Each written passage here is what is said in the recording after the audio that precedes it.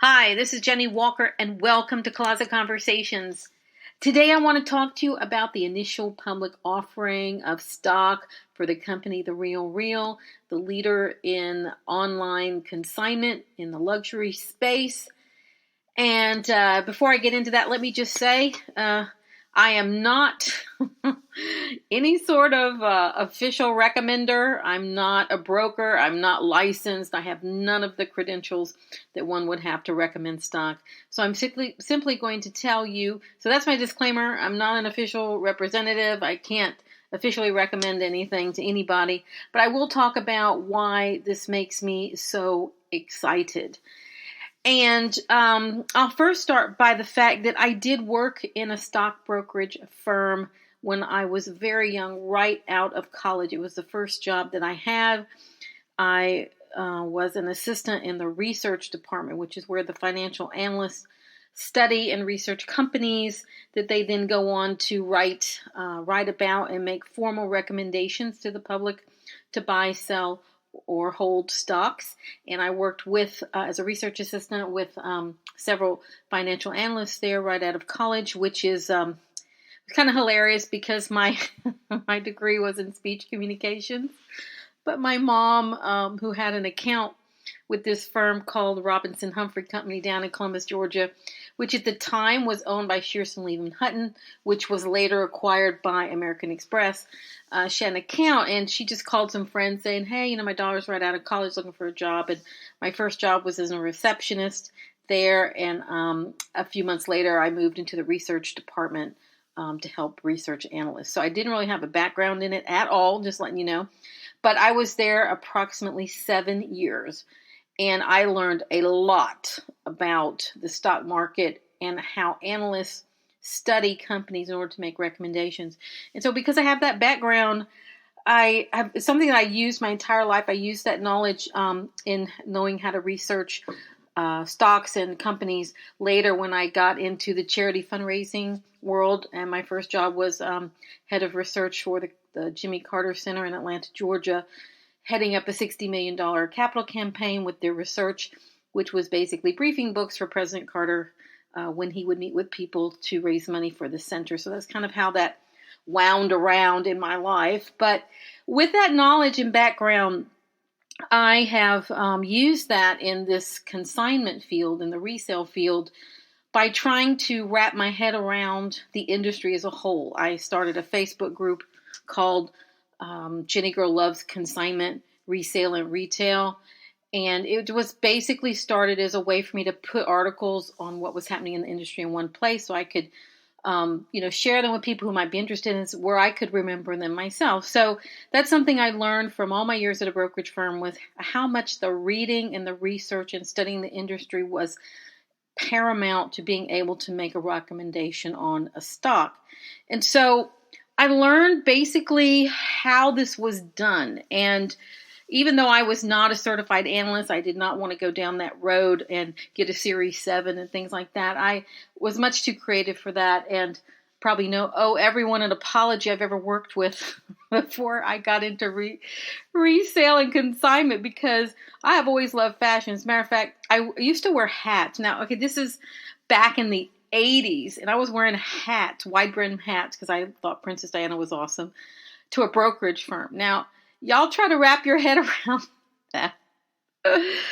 Anyway, wouldn't do it today. But anyway, so that's how much I loved fashion even way back then. So I was in this research environment, and I learned what the steps were that analysts use to go about learning enough about a company to make a recommendation. And so part of that information is simply reading and studying the industry, every kind of industry publication, going to industry events, depending on the industry, going to trade shows, meeting with CEOs and leadership of these companies, and, having, kind of firsthand access, one-on-one conversations or tours of facilities. And they just had a level of access that a regular person wasn't going to have. And so basically they got, enough information from talking to the original sources, right, the heads of these companies, to be able to do their job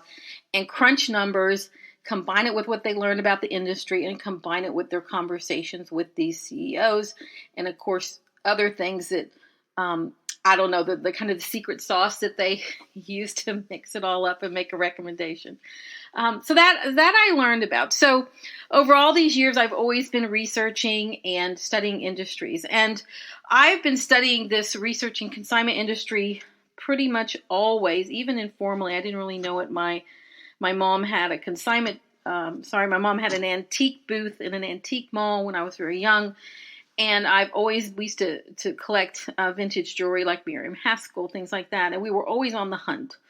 And I was always buying books and studying which brands were hot in the vintage consignment industry, and studying always. So as I got into here later in life, a different phase of my life and career, and opened up a consignment shop with my business partner, Viden Luxury Consignment, here in Pasadena, California, and also with my reselling I've done on eBay since 2003 as JennieGirl's Closet and as a stylist.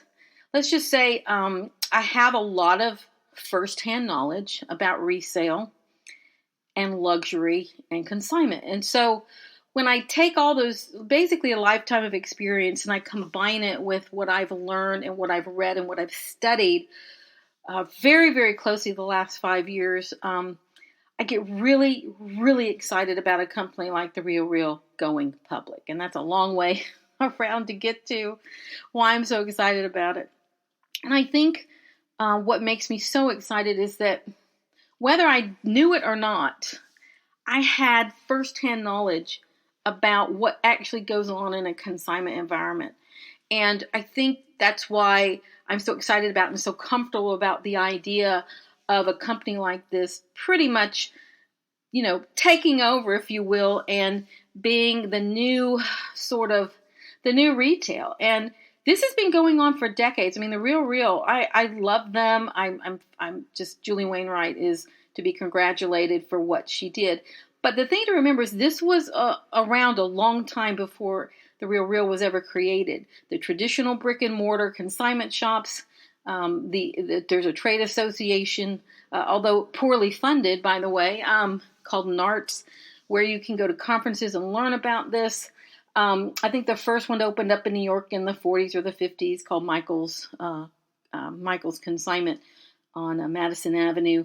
And it's been around for decades. And what Julie Wainwright, I can't say her name right, what Julie Wainwright has done is to scale and put online something that's been around for a long time. And I just think that's fantastic, because I have someone who has consigned in consignment shops for decades, as someone who has purchased in consignment shops for decades, as someone who has followed the industry, who went from following it to then selling online, part-time my own things on eBay, following all of that into owning my own consignment shop, which is quite eye-opening, by the way, and going into, selling online with, all, StockX or Poshmark, all these people. I am so excited because I 100% understand what's going on. And that is pretty rare when I think about companies that are out there, that I actually understand what they do and what's happening on the inside. And that gives me the kind of knowledge and the kind of confidence that an analyst might have if they were studying a company they were going to have to recommend.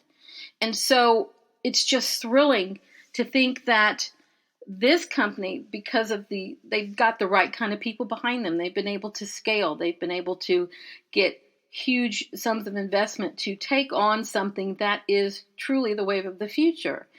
And that's what's so exciting. They've got the resources to do what they're doing. And they've only scratched the surface.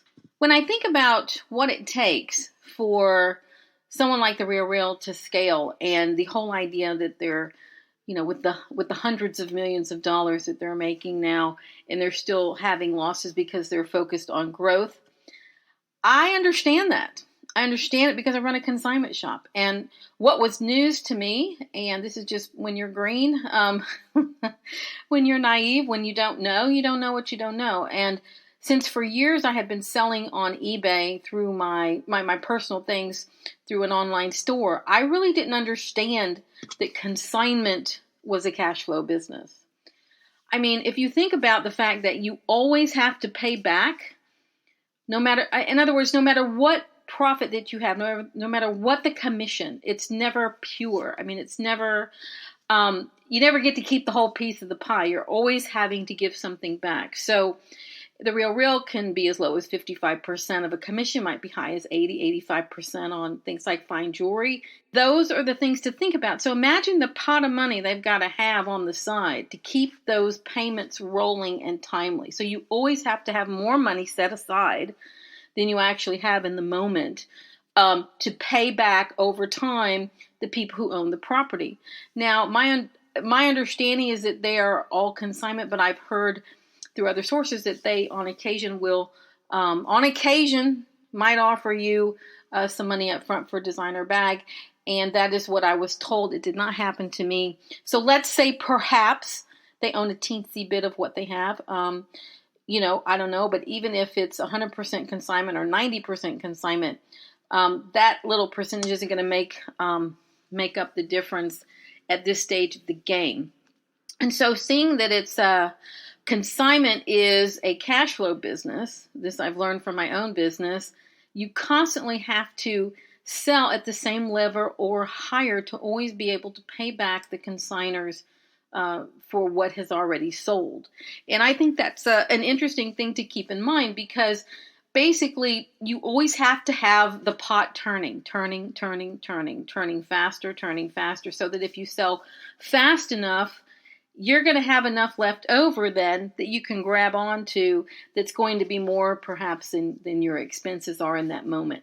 So in the growth mode that they're in, I can see why they have the losses right now. I can see why it's important for them to have these freestanding stores in major market cities, because my assessment of these stores, and I've been in the one in New York, and from talking to other people who have been in these stores, is that the primary purpose seems to be to get the consignors through these stores, to get people comfortable, to be able to see what they have, be able to get to know the staff, get comfortable with the kinds of things that they're looking for. Because if you've been in any of these stores, you will see that they have the cream of the crop in there. They don't have the bridge lines that they carry. They don't have the clothes that are cost $50 like on their website.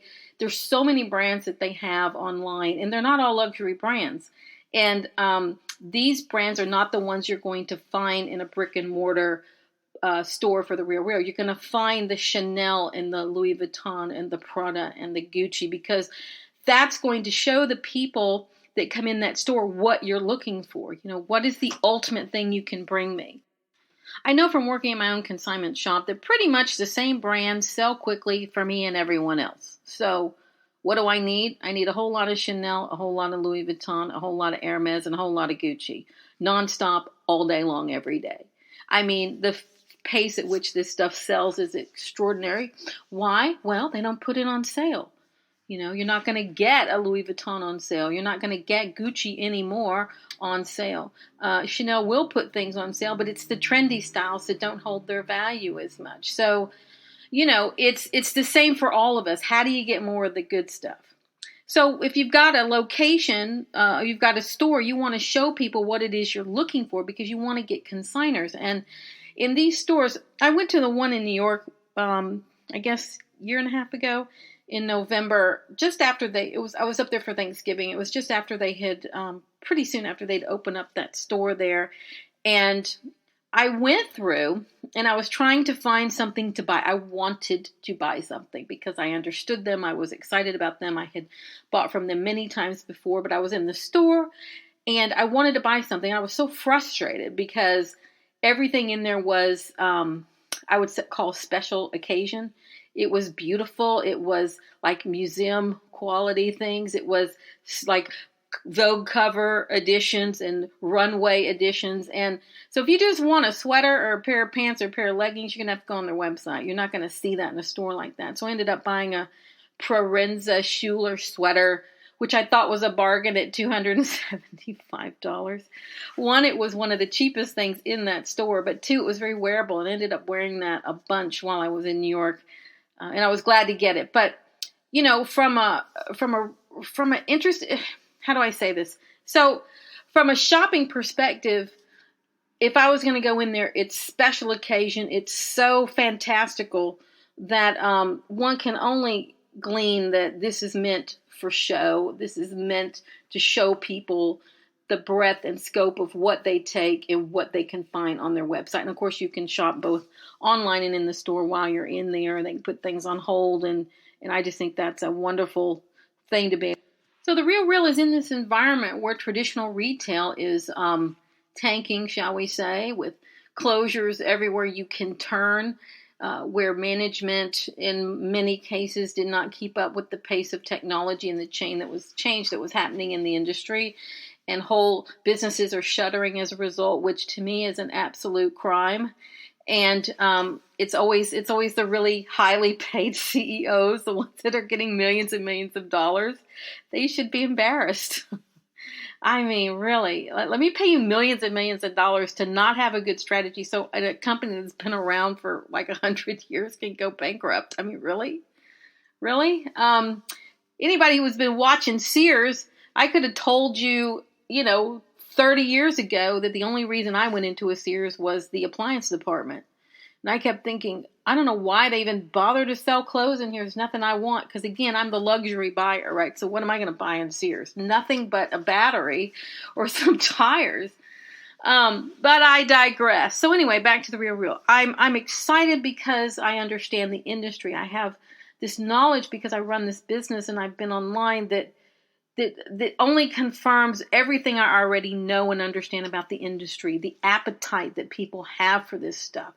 And there's so many reasons people want to buy consignment, and it's not always for the reason you think. I've come to learn from the customers in my consignment shop that they're really interested. There's different customers, but in general, they're really interested in something different, something unique. And the things that were made, 20, 30 years ago, or the fact that they've survived, the fact that they're so much better quality than what's out there right now in a lot of cases, that the whole middle area of retail seems to have vanished. I mean, I can give you an example of the brand Escada. I have touched and handled vintage Escada that was made in West Germany to Escada made in Germany to Escada made in Slovakia, and the quality difference in the old stuff and the new stuff is tangible. And these garments have lasted these years because they were well made to begin with. The construction was terrific. And these days, brands are so busy trying to save money and cut corners. Things are being made all over the world. And there's not a lot of cachet in something made in Poland. And there's not a lot of cachet in something made in China or Vietnam or India. And so to see these luxury brands have anything other than made in Italy, made in France, or made in Germany, or perhaps made in Denmark or something like that, it really changes the perception. And this is something I've learned from working with these pieces over and over and over again, touching them, feeling them, seeing the difference. Recently I was touching a Donna Karan velvet skirt from, I guess, the new Donna Karan, the post Donna Karan leaving her brand, and who knows what happened with it. And it was unbelievable what they had done to this brand. It was, the quality was extraordinarily bad. Everything had changed, and you could, it was like looked like a secondary or a third level line for the brand rather than the quality and the magnificence that brand had over all these years. It was one of my favorite brands, by the way. And the good pieces you can get a lot of money for.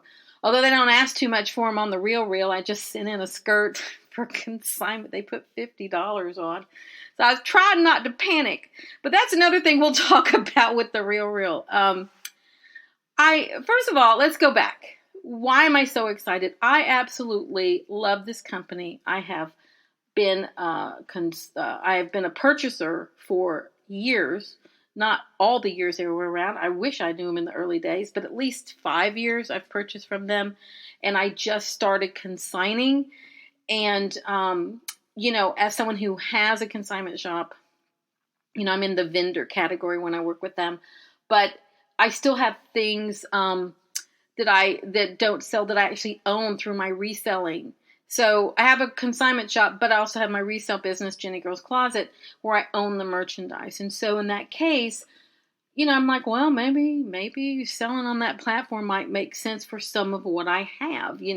Let me send them something that I'm not going to mind what they price it, because their pricing is a whole issue. That's a whole thing right there. And as someone who runs a consignment shop, who has people come to their consignment shop who have experience with TheRealReal, they come for different reasons. One is, well, I didn't get enough money from TheRealReal. If I want to get a whole lot of money quickly, and I don't care how much the per item price is, it's great.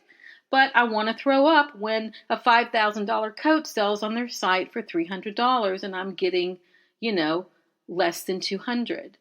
And so that's a real response, because when it comes to pricing, there's a very inconsistent thread that runs through TheRealReal, as I have discovered over the last 5 years of studying it and being on the site every single day.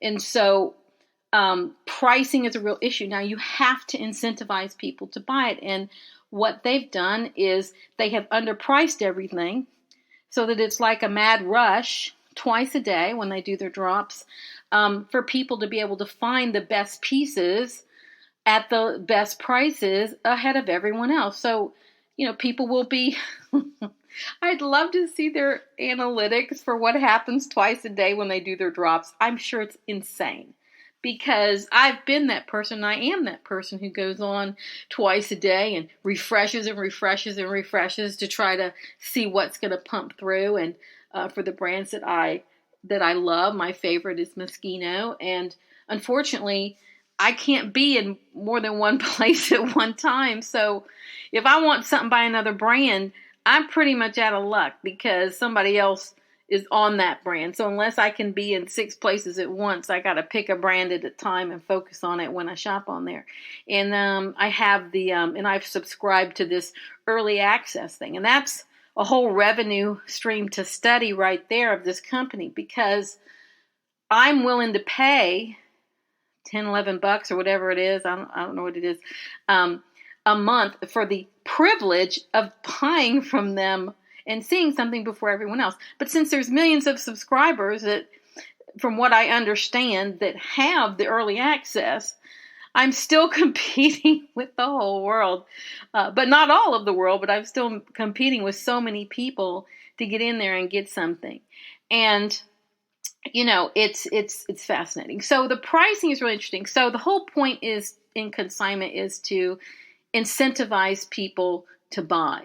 And I would say 90% of the time, the reason I don't buy something on TheRealReal is not because it's too expensive. Because these prices are unbelievable. You can get I've spent $2,000 on a Chanel skirt before. I saw the same skirt on there for about $250, my same skirt. Now, I also had to pay tax on that skirt. So imagine my surprise to see this thing on there. I mean, why would I ever go buy Chanel full price for clothing as someone who I don't have that kind of money. I do not have the money to go spend $10,000 on a suit at this point, at this juncture. Not that I would love to be in that place. That is not who I am. That's not the consumer I am. And chances are that's not the consumer that is trolling around on TheRealReal. I mean, I don't have the analytics. I don't know who that customer is. I know who I am, and I know what my background is and my familiarity with luxury brands and what drives me to that site. And so the fact that I know that I can get a $2,000 skirt for under $300 makes me want to make a mad dash on there to get luxury at a discount. And oftentimes when I'm looking for Chanel, I'm actually looking for the matching jackets to the skirt I bought. And, that makes the Real sort of like a giant replacements Inc., And as a matter of fact, the first thing I ever bought from the Real is because somewhere I had read about people trying to find matches to things, and that they had housewares, and I don't know, something just said, go on the Real and see if I can find the matching silver candlestick that I had bought at Saks Fifth Avenue all those years ago when I first moved to New York, because I never got the second one. And the reason I didn't get the second one is when I bought it at Saks, they didn't have it in stock. And it was going to be this whole ordering thing. And it was like, it's a whole thing. I might forget it. I'll just take the one candlestick. So I went on there, pulled out my candlestick out of storage, which was beautifully tarnished. I went on there and I put in the brand, and lo and behold, up popped the other candlestick. Now, the chances of that happening, I mean, I don't know. But I was like, oh my gosh, there's my match. There's the other. It's like this beautiful kind of, it looks like, what do you call it? Like a clef on a music, it kind of swerves, and it's got like two areas on each side to hold candles. I'm like, there it is. I'm like, oh my gosh, they've got it, and it's $600. I'm like, okay, great. So I know where to get it, and I know it's $600, but so I'm going to keep watching it. So I watched that candlestick for I don't know how long. And because you can follow things and get notices when they go on sale. It had gone on sale at one point, and I still didn't buy it. Because at that point, I really wasn't yet buying on the Real. But eventually, it went on sale, and I didn't buy it. And then I was ready to buy it, and it was no longer on sale. So I emailed them, and they said, yes, we will honor the sale price where it was. We have a record of that. We will honor that for you if you want to buy it. And I did. And that was my first purchase. And I was so excited. I mean, I had completed my match. Now, the irony is I have both of them, and they're still sitting in a drawer, unused, but I've got it. And this was 5 years ago. So, not sure those candlesticks were the best use of my money, but when I'm ready, I've got them. So it was a bit of a replacements Inc., like where can I go get the higher end, household items that are for sale that could potentially match something I've always wanted to match up, or something happened to it or got ruined or whatever. Well, they're good for that. So that's the same thing when it comes to clothes. So the other thing is that you've got a lot of, what I'll call them dealers, or people who specialize in vintage that are really looking, and stylists, people who are looking for super special things, very specific brands. And this is the most excellent place to get stuff like that, because instead of you having to go out there and troll around house by house to try to find things, or run around to an estate sale, you've got this company with such a broad reach who's going into closets, or those closets are coming to them from all around the country every single day, that's going to unearth these amazing, amazing pieces. And so, people are looking for this stuff. They're looking for these things that are super special and unique from a designer, and maybe certain times in their career. So for people who are into that, for people where that's their passion and that's their focus, and they want to get, Tom Ford's YSL collection in the black velvet with the lace up front, this is where you're going to want to go. If you want to get that Versace dress that, I don't know, Jennifer Lopez made famous or something like that, this is where you're going to go. It's going to take a while for it to show up, but it's going to show up and then show up again. And this is what I've learned from being on this site every day for 5 years, is that on one hand, it is hard to find stuff, but it's not that hard, because just when you think you have found something that you will never find again, it'll pop up again on the site because someone else has brought it in. And I think that is fantastic, because all these things people have bought over all these years are fantastically tucked away in cold storage and in closets all around the world. And to think that you can have a way to access this stuff and bring it back out, bring it back on the marketplace for a new set of people to enjoy that are younger and have a different fashion sense and are vibrant, and it's fantastic. It's ecologically a great thing. And you got to ask yourself, where has all this stuff been going? All this stuff that has been pumped out, the millions and millions of garments pumped and pumped and pumped out into the marketplace. Where do we all think it went anyway? Where did it go? And it went into storage. It went into homes. It went into all these places. And, the point, the drop-off points, or the point at which you can access what has already been produced and has been out there, I think has been really limited to the traditional estate sales and estate people and auction people. This really opens all that up for us to be able to have access to these beautiful things for all kinds of reasons. So what are some of those reasons that people are going to consign with The Real Real? Why are you going to do that? Traditionally people have donated to charity, given to their relatives. Women give to their daughters, give to the household staff, you sell. There's all kinds of different things people have done in the past. But what is really, really fascinating about this is, the ability to get a lot of money out of your stuff quickly. You might have some need that has come up. Now, in the consignment shop that I own, let me tell you about some of the reasons people have come in there and why they need money, and why then a place like The Real Real might be a fantastic way to get money quick, because they do underprice it. It is, which does force quick sales, which means you're going to get paid faster. And so why would you do that? And so some of the reasons people have consigned in our shop are, one, I need tuition for my son's college. I need tuition money. One is I'm going through a divorce. I need to pay my lawyer. One was I'm going to have some plastic surgery and I need to pay for it. One is I have an abusive husband. I'm trying to start a new life. That's a tough one. Again, these are things people tell me that on their own volition. Usually it's something specific they need money for. I'm moving across now. I need money to pay the movers. Like, it's something very specific, and they feel like if I can just sell this bag, this Chanel bag or this Louis Vuitton bag, that will give me the cash all at once that I need to do that. Now, I remember someone saying they were going to Disneyland or Disney World, I don't know which, and they wanted to sell a Louis Vuitton bag, but they needed $1,000 out of it. And since we were pretty anal retentive in the beginning, we're only consignment, and it never occurred to me to start buying things. I'm still mad I didn't buy that bag from those people. I'm like, I'll give you $800. We don't really buy bags. And guess what I've learned after all these 3 years of consigning?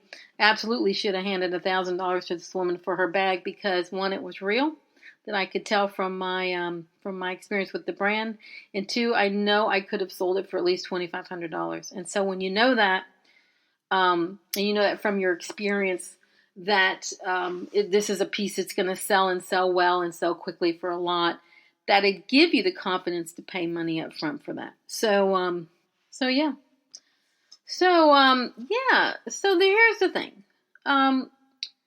What The Real Real is doing is just amazing to me. And I understand the industry.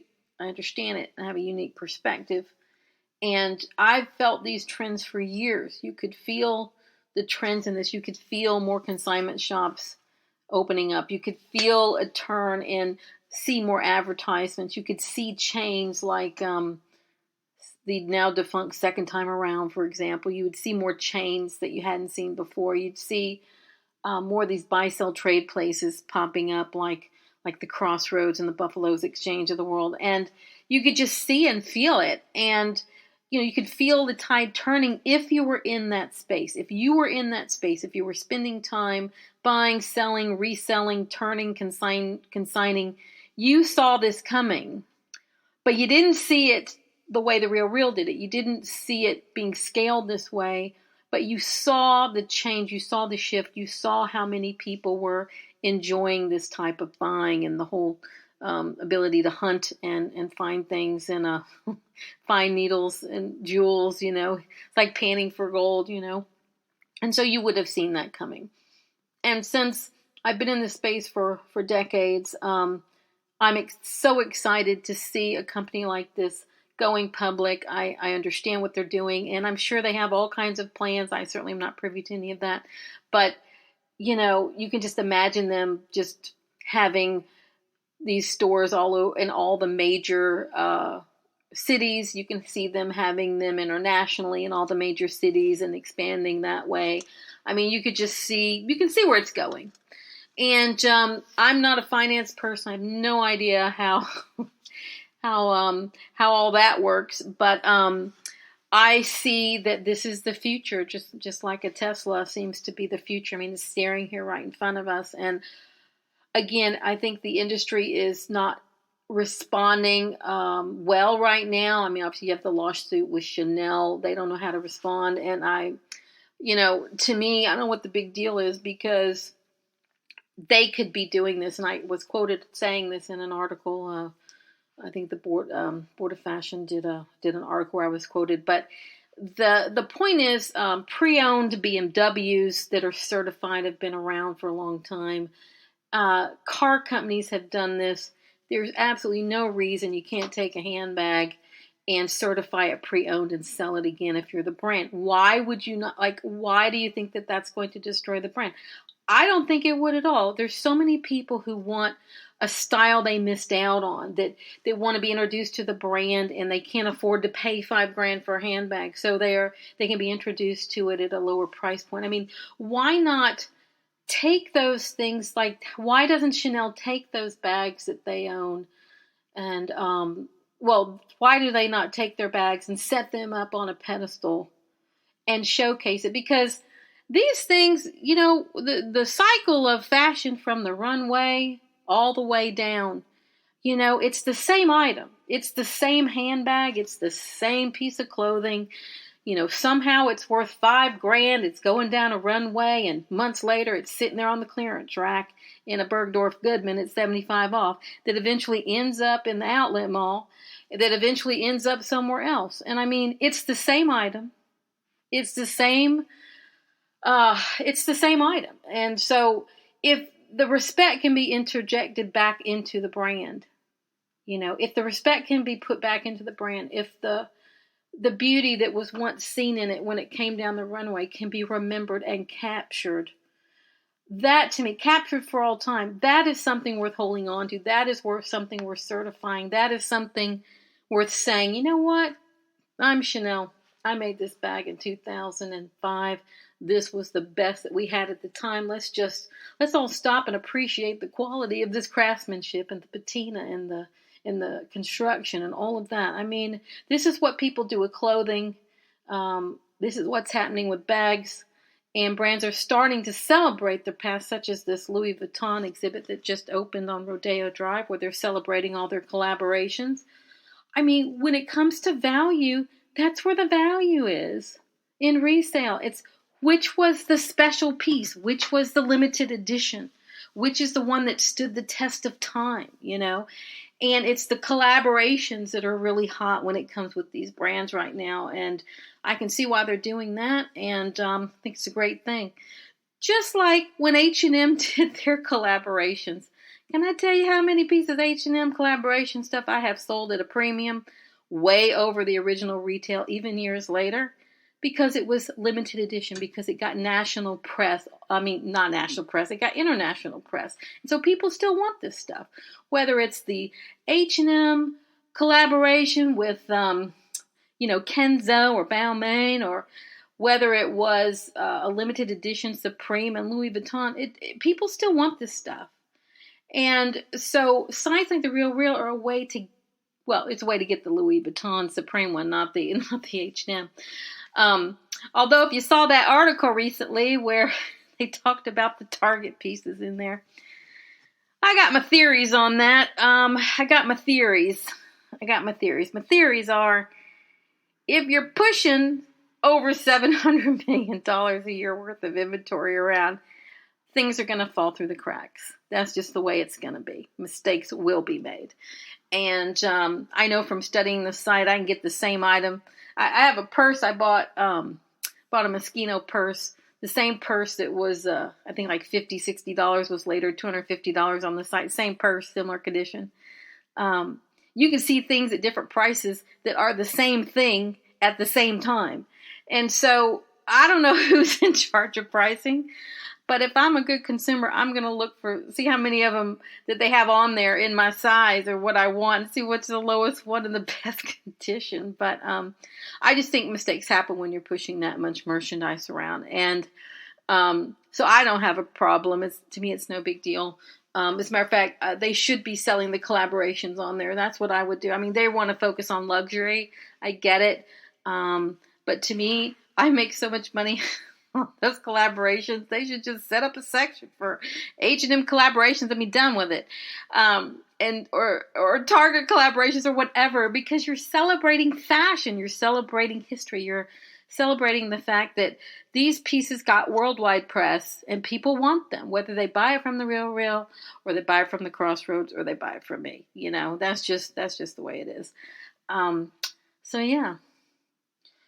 So those are just a little of my thoughts on The RealReal. I'm so excited that they're public, and I'm going to be following this very closely. And I cannot wait to see how the stock price settles in. With a lot of stocks like Facebook, you know, it goes up and then it goes down. And usually there's a big rush, goes up, and then, you know, it settles back down to another point and then makes it way back up again. Like, I think most people who study this know that there's the mad rush at the beginning and then calms down a little bit. So it'll be interesting to see how they value this. I think the stock went up, like 40% the first day, or the only day so far, because I'm doing this podcast on a Sunday, so the market's not open. So, yeah, I'm excited. I understand what they're doing. I wish them so much luck. I cannot wait to see where they go and what their plans are, because I just think it's great. Now, as someone who has one local consignment shop in Pasadena, am I a competitor? Are they a competitor? Like, not really. Same thing, but different, on a different scale. You know, what they're doing won't affect us in a direct way, but in an indirect way, absolutely, because they're very competitive pricing, which anyone can pull up on a cell phone sitting there in front of me. Hey, you want to match this price? Not really. You know, we don't have to match. And so, yeah, I mean, the fact that how they've gauged the pricing does affect everybody anywhere, because people can just sit on their phone and look around and find the same bag. And this is the thing. There's no shortage anymore. No shortage. There's a shortage of the cool pieces, but they're going to come up again. There's no shortage anymore. The old days of the Pez dispenser that the eBay was pushing, those days are gone. I can sit there and search for a particular style of bag, and I can find it at every potential price point and every potential condition if I spend some time sitting there on the internet. So it does affect us what they price something. And so, yeah, I mean, you have to be aware. As a matter of fact, I'm always on their website studying their pricing, you know, kind of use them like a card catalog in a way. When bag comes in, I don't know what style it is. I just spend enough time on The RealReal. 99.9% of the time, that bag's going to pop up somewhere as for sale or sold. That's going to tell me the style name. And then I can use that information to figure out, okay, now I know what it's called, because I don't have some giant library behind me like they probably do. Then I can use that name to figure out how to price it. And so, yeah, that's how I think it's great. So anyway, those are just my initial thoughts. I have so much I could say about this company, but I will leave it at that. I think it's terrific. I wish them so much success. I love what they're doing. I think we all get raised by the fact that the water brings everyone up, everyone in this industry, by the awareness that people have now of what consignment is. I just think it's terrific. And there's so many great reasons to be involved in this kind of business as a shopper, as a consignor, and as an investor. And that's what I've got to say about The RealReal. So thank you for listening. This is Jennie Walker with Closet Conversations. If you enjoyed this podcast, please just leave me a 5-star, some comments. That would be great. Love hearing from people. And that's it. So I wish you a wonderful evening, and I look forward to talking with you on the next podcast of Closet Conversations.